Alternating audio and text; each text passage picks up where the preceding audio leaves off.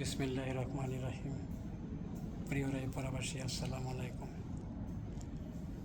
আজকে আমি একটা ভিডিও করতে যাচ্ছি। আপনারা হয়তো নিশ্চয় জেনেছেন, রায়পুরা উপজেলা বিএনপিতে রায়পুরা উপজেলার আহ্বায়ক কমিটিতে আমাকে অন্তর্ভুক্ত করেছেন।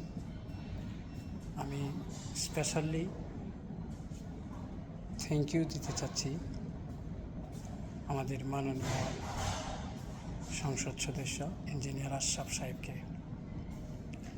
উনি আমাকে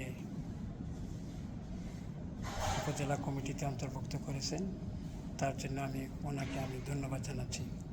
তার সাথে সাথে আমি আরেকটা বার্তা দিতে চাচ্ছি, যেহেতু আমাকে আহ্বায়ক কমিটিতে ওনার কমিটিতে অন্তর্ভুক্ত করেছেন, আমি আমার অন্তর থেকে প্রতিজ্ঞাবদ্ধ হচ্ছি এই রায়পুরার মাটিতে রায়পুরা উপজেলাকে উন্নয়নের মডেল হিসেবে দ্বারপ্রান্তে নেওয়ার জন্য আমি আশরাফ সাহেবের কাঁধে কাঁধ মিলিয়ে হাতে হাত মিলিয়ে আমি কাজ করে যাব ওনার সাথে।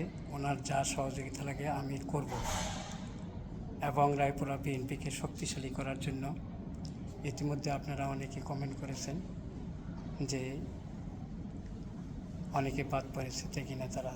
আসলে এটা আহ্বায়ক কমিটি হয়েছে, সেই আহ্বায়ক কমিটির মধ্যে অনেকেরই নাম বাদ পড়েছে। আমি আশাবাদ, যেহেতু আমি এই কমিটিতে আছি, আমি আশাবাদ ইনশাল্লাহ আপনাদের যারা যারা অবমূল্যায়ন হয়েছেন, ইনশাল্লাহ আগামী 1-2 মাসের ভিতরে পূর্ণাঙ্গ কমিটি হবে। সেই পূর্ণাঙ্গ কমিটিতে আপনারা যথাযথ মর্যাদা হিসাবে সেই কমিটিতে থাকবেন, অন্তর্ভুক্ত করব ইনশাল্লাহ। আমরা সেই কমিটি নিয়ে কাজ করব ইনশাল্লাহ। আপনারা ধৈর্য ধরেন ইনশাল্লাহ। সবাইকে যারা যারা অবমূল্যায়ন হয়েছেন তাদেরকে মূল্যায়ন করব ইনশাল্লাহ। এটা এতটুকু আশ্বাস আমি দিতে পারি।